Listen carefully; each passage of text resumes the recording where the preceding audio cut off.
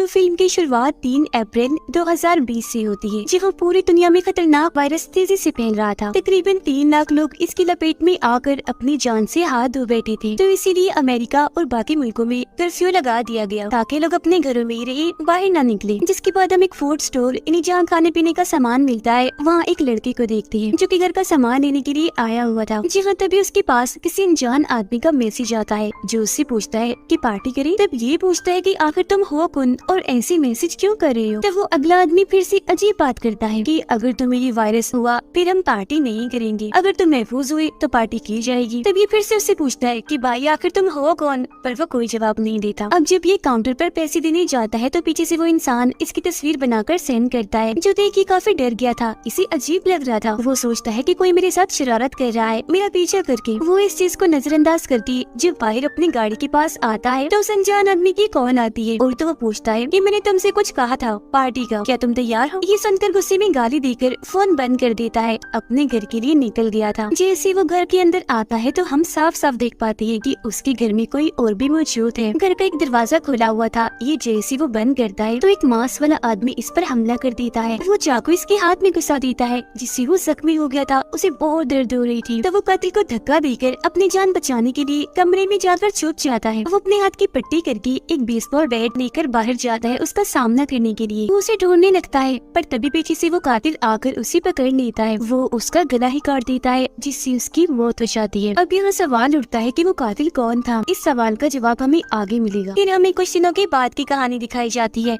हम एक लड़की को देखते हैं जिसका नाम पार्कर था। इंटरनेट बहुत ज्यादा इस्तेमाल करती थी, फेसबुक, इंस्टा, हर जगह पर पोस्ट डालती रहती थी। कर्फ्यू की वजह से वो अपने घर रह की तंग आ गई थी, तो छुट्टियां मनाने के लिए वो अपने दोस्त के साथ जाने वाली थी। जाने से पहले वो अपनी तस्वीर बनाकर पोस्ट डाल देती है। डिटेल्स में वो जगह का नाम भी डाल देती है जहाँ वो जा रही थी। दोनों जब वहाँ पहुँचती है तो उसकी दोस्त जिसका नाम मेरी था, वो उसका आलीशान घर देखकर काफी हैरान रह जाती है। कहती है कि छुट्टियां गुजारने के लिए तुम्हारा घर एकदम जबरदस्त है, ये बहुत ही बड़ा है और खूबसूरत भी है, जो मुझे बेहद पसंद आया। जिस पर पार्कर जवाब देती है कि काफी सालों पहले मेरे डैड ने ये घर खरीदा था और मैं अपने दोस्तों के साथ यहाँ आती रहती हूँ छुट्टियां मनाने के लिए। तभी पार्कर के पास भी अनजान नंबर से मैसेज आता है कि क्या तुम फन कर रही हो, इन्हीं मजे एंजॉय कर रही हो। जिस पर पार्कर भी उससे पूछती है कि आखिर तुम कौन हो, पर बदले में वो इंसान कोई जवाब नहीं देता। तो ये दोनों दोस्ती झील के पास चली जाती है, जहाँ वो अनजान शख्स फिर से उसे मैसेज करता है कि मैं जानता हूँ तुम और तुम्हारी दोस्त झील के पास एंजॉय कर रही हो। ये देखकर पार्कर काफी हैरान रह जाती है। सोचती है कि आखिर ये कौन है जो हमारा पीछा करते करते यहाँ आ गया है और अब हमें देख भी रहा है। वो इस बारे में अपनी दोस्त मेरी को भी बताती है, जिस पर वो जवाब देती है कि ये बात तो काफी अजीब है, मुझे तो लगता है कि ये हमारा दोस्त है जो हमारे साथ मजाक कर रहा है।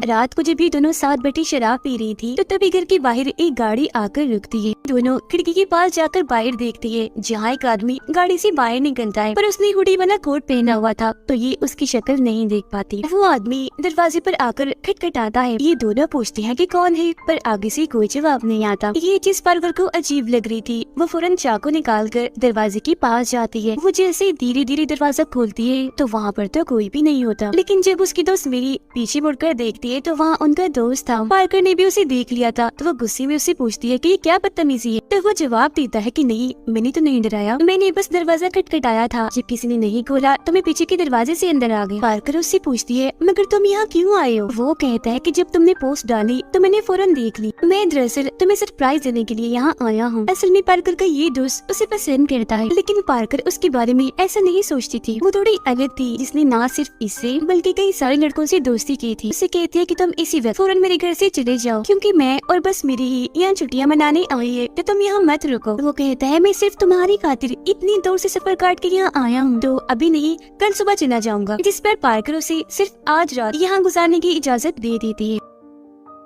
वो बोर हो रही थी, इसलिए बेसमेंट में जाकर डांस करने लगती है, जिससे वो काफी थक गई थी। उसका दोस्त पार्कर को रोककर एक वीडियो दिखाता है जो उसने इंटरनेट पर डाली थी, जब वो लड़की के साथ थी जिससे वो पार्टी में मिली थी। वो पूछता है कि ये लड़का कौन है और इससे तुम्हारा क्या रिश्ता है। पार्कर कहती है वो दरअसल मुझे ये लड़का अच्छा लगा था पार्टी में, तो इसलिए मैंने इससे दोस्ती करनी। जिसमें वो कहते हैं ये गलत चीज है, आखिर कब तक ऐसा करती रहोगी, मैं तुमसे शादी करके इन सब चीजों से तुम्हें दूर करना चाहता हूँ। पार्कर जवाब देती है कि ऐसा कभी नहीं हो सकता जो तुम सोच रहे हो, मैं तुम्हें बस अच्छा दोस्त मानती हूँ, इससे बढ़कर कुछ भी नहीं। इतना कहकर वो यहाँ से चली जाती है और उसके दोस्त को बहुत बुरा लगता है, वो दुखी हो गया था। कुछ देर बाद वो दरवाजा खोलकर अपनी गाड़ी के पास आता है जरूरी सामान लेने के लिए। जी हाँ, तभी हम उसके पीछे मास्क मैन को देखते हैं जो कातिल था, और वो चुपके से दरवाजा खुला देकर घर के अंदर घुस जाता है। तो यहाँ पता चलता है कि जो मैसेजेस पार्कर के पास आ रहे थे वो ये मास्क मैन ये कातिल ही कर रहा था। पार्कर का दोस्त अपना सामान लेकर वापस अंदर आता है और दरवाजे को लॉक बंद कर देता है, जिसके बाद तीनों ही अपनी अपनी जगहों पर जाकर सो जाते हैं। पार्कर जब सो रही थी तो उसके कमरे में वो मास्क मैना कातिल आता है जो उसका मोबाइल चुरा कर अपने साथ रख लेता है। ऐसे ही वो फिर उसके दोस्त के कमरे में जाकर उसका मोबाइल भी ले लेता है। आधी रात को जब उसके दोस्त की आंख खुलती है तो वो ये देखकर काफी हैरान रह जाता है कि मेरा मोबाइल यहाँ से गायब है। उसे अजीब लग रहा था कि भला ऐसा कौन कर सकता है। तो वो नीचे आकर पूरे घर में अपना मोबाइल ढूंढने लगता है। पार्कर भी जाग गई थी, वो भी जब देखती है कि उसका मोबाइल गायब है तो सोच भी पड़ जाती है कि भला ये किसका काम है, मेरा मोबाइल कौन ले सकता है। वो फिर नीचे जाने लगती है, तब उसका दोस्त रास्ते में ही उसे पकड़ लेता है। वो कोई शोर न करे उसके मुंह पर हाथ रख लेता है और फिर आहिस्ता से उसे बताता है कि गौर से मेरी बात सुनो, हम तीनों के अलावा घर में कोई चौथा आदमी भी है जो बिन बुलाए यहाँ आ गया है, जो खतरनाक है, मास्क पहना हुआ है और उसके पास चाकू भी है। मैंने उसे घर में घूमते हुए देखा है। तो अब तुम ऐसा करो, चाबी लेकर बाहर गाड़ी में जाओ, मैं मेरी को जगा कर उसे भी भेजता हूँ ताकि वो तुम दोनों को कोई नुकसान न पहुँचाते। ये सुनकर पार्कर उसकी गाड़ी की चाबी लेती है और खिड़की से बाहर आ जाती है। गाड़ी में बैठकर फिर वो दोनों के आने का इंतजार करने लगती है। खिड़की से वो देखती है कि वो मास्क पहना आदमी मेरी के कमरे में है और चाकू से बस उसे मारने ही वाला है। अब इससे पहले वो चाकू से उस पर वार करता उनका दोस्त आकर कातिल को रोक देता है। वो फिर कातिल से लड़ने लगता है। तब तक मेरी भी जाग गई थी तो उनका दोस्त कहता है कि जल्दी करो, भागो यहाँ से, बाहर गाड़ी में जाकर बैठो। तो वो ऐसे ही करती है, फौरन भागकर गाड़ी की तरफ जाने लगती है। दोनों लड़कियां गाड़ी में बैठकर अपने दोस्त की आने का इंतजार करने लगती है। कातिल से लड़ने के बाद वो वहाँ से भागने लगता है तो कातिल चाकू से काफी बुरी तरह उस पर वार करता है, जिससे वो काफी जख्मी हो गया था, उसका खून बहने लगता है। उधर तभी दरवाजा खुलता है। दोनों लड़कियां देखती है कि उनका दोस्त बाहर आ रहा है, ठीक नहीं है, वो बहुत जख्मी है। वो जब उसके पैरों की तरफ देखती है तो दंग रह जाती है क्योंकि वो हवा में लटका हुआ था। तभी फौरन उसके पीछे कातिल भी निकल कर आता है। लड़कियां ये देखकर काफी डर जाती है कि कातिल ने उसकी पीठ पर एक भाला घुसाया हुआ है और उसके जरिए ही वो हवा में लटक रहा है। अब जाहिर है उसे इतनी तकलीफ थी कि वो वहीं पर ही अपना दम तोड़ देता है। दोनों की डर से चिल्लाने लगती है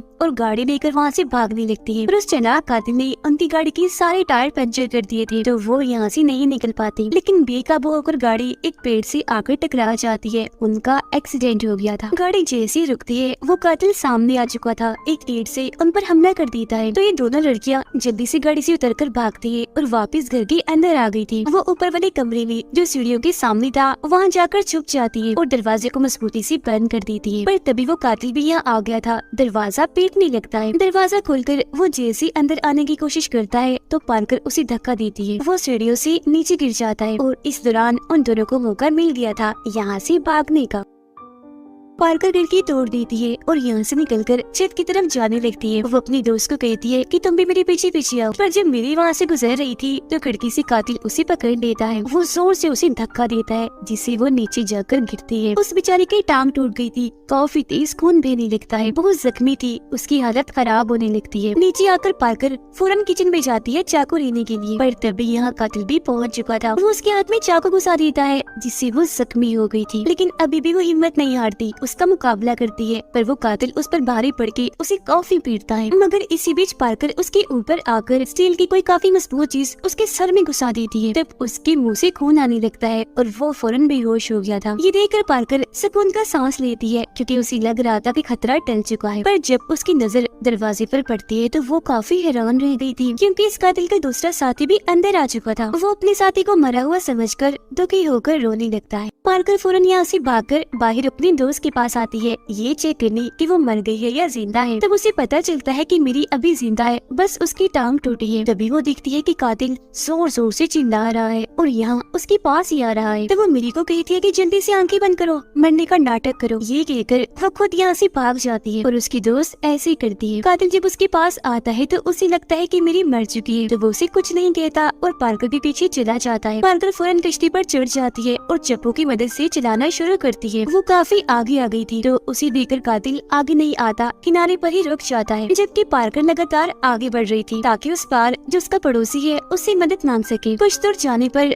वो काफी डर जाती है, क्योंकि उसे पता चल चुका था कि कातिल पानी के अंदर ही है, जो उसका पीछे करते करते उसकी कश्ती तक पहुंच गया था। वो अब चाकू की मदद से नीचे से हमला करने लगता है, जिससे कश्ती में छेद पड़ने लगती है और एक बार पर आकर चाकू पार्कर के हाथ की आर पार हो जाता है, जिससे उसे बहुत दर्द होती है। इसीलिए वो पानी में कूदकर वहाँ से भागने लगती है। भाग के वो फौरन अपने पड़ोसी के घर तक पहुँच गई थी और अंदर भी घुस जाती है, जहाँ तभी उसका पड़ोसी गन लेकर आता है और उससे पूछता है कि तुम घर के अंदर क्यों घुस आई हो, आखिर तुम कौन हो? जिस पर वो घबराते हुए जवाब देती है, अंकल मैं पार्कर पहचाना नहीं, बचपन में आपकी बेटी के साथ खेला करती थी, आपकी पड़ोसन एक कातिल मेरे पीछे पड़ा हुआ है, तो फौरन आप पुलिस को कॉल कर दीजिए प्लीज। वो आदमी अब जैसे ही पुलिस को कॉल करने के लिए जाता है तो कातिल सामने से आकर उस आदमी को ही मार डालता है। उसकी गन लेकर वो पार्कर पर चिल्लाने लगता है, पर एक भी गोली उसे नहीं लगती। वो जल्दी से खिड़की के जरिए बाहर आती है और वहाँ से भागने लगती है। उधर मेरी अपनी टूटी हुई टांग के साथ जैसे तैसे घर के अंदर आ चुकी थी। वो कुर्सी को तोड़कर लकड़ी से अपनी टांग को सहारा देने की कोशिश करती है। वो फिर उस पर पट्टी लगाकर एक किस्म का प्लास्टर बना लेती है। तभी वो देखती है कि मांस वाला कातिल जो बेहोश पड़ा हुआ था उसे होश आ गई है। वो भी मेरी को देख लेता है और पकड़कर मारने की कोशिश करता है, पर तभी वो अपने साइड में पड़ा हुआ चाकू उठाकर इस कातिल के गले में घुसा देती है। उसको बहुत तेजी से खून निकलने लगता है और इस कातिल की मौत हो जाती है। पार्कर भागती हुई जैसे सड़क पर आती है तो दूसरा कातिल जो उसका पीछा कर रहा था उसे पकड़ लेता है, लेकिन तभी पार्कर उसके सर पर वार करती है, जिससे वो बेहोश हो गया था। वो फिर उठती है, आगे बढ़ने लगती है और सामने से आने वाली गाड़ी को रोक लेती है। उस गाड़ी में एक बड़ी औरत थी जो उससे पूछती है कि क्या हुआ तुम्हें, तुम ठीक तो हो? तब पार्कर उसे सारी बात बता देती है और मदद मांगती है कि मुझे गाड़ी में बैठा लीजिए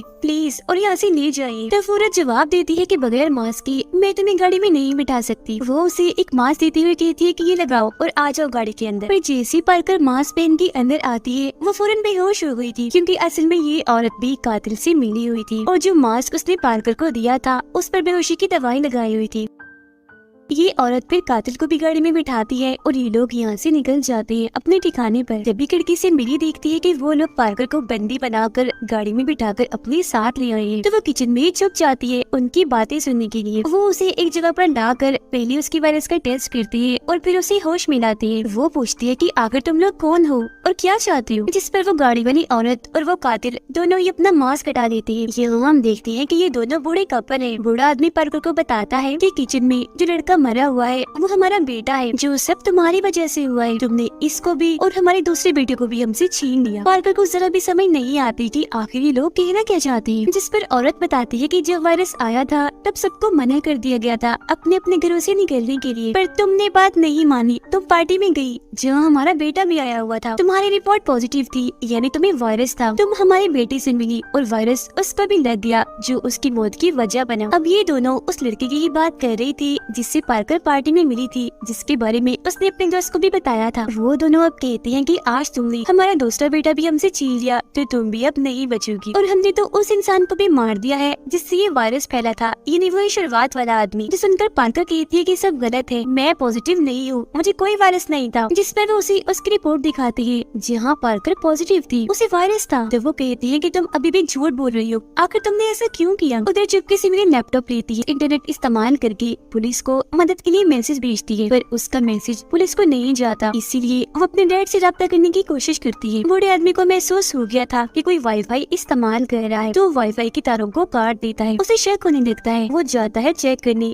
जहाँ मेरे थे ही नहीं, मेरी बूढ़ी औरत के पीछे थी, उसके हाथ में औजार था। बूढ़ी औरत पर हमला कर देती है और ये दोनों उसे खिड़की से नीचे फेंक देती है। वो औरत बेहोश हो गई थी और अभी यहाँ से भागने लगती है। बूढ़ा आदमी जब वापस अंदर आता है तो अपनी बीवी को ऐसे देखकर उसे बहुत गुस्सा आने लगता है। जब वो दोनों के पीछे जाता है उन्हें जान से मारने के लिए, लेकिन मेरी चाकू से उसका पैर काट देती है। पार्कर भी सामने आकर उसे धक्का देती है, जिससे वो नीचे जाकर गिरता है। एक तेजधार औजार उसकी आर पार हो गया था, जिससे बूढ़े आदमी की वहीं पर मौत हो जाती है। जिसके बाद ये दोनों घर से बाहर आती है और गैराज की तरफ जाने लगती है, जहाँ ये गाड़ी थी। उसे चलाने की कोशिश करती है तो देखती है कि उसमें तो पेट्रोल ही नहीं है। तब पार्कर जैसे ही पेट्रोल लेने घर के अंदर जाती है तो बूढ़ी औरत एक कुल्हाड़ी से उस पर हमला कर देती है। वो उसे जान से मारने वाली होती है कि तभी पीछे से मिरी आकर उस पर हमला कर देती है, जिससे वो पेट्रोल जो मिरी के हाथ में था बूढ़ी औरत पर गिर जाता है। तो मिरी बूढ़ी औरत की जेब से लाइटर निकाल कर उसे जला देती है और यहाँ उसकी भी मौत हो जाती है। फिर ये दोनों बाहर आती है और देखती है कि यहाँ पुलिस आ गई है। दरअसल पुलिस इन लोगों को ही बचाने के लिए आई थी, क्योंकि मैसेज जो सेंड नहीं हुआ था बाद में वो हो गया था। दोनों की ये जान बच गई थी। ये कहानी इधर ही खत्म हो जाती है।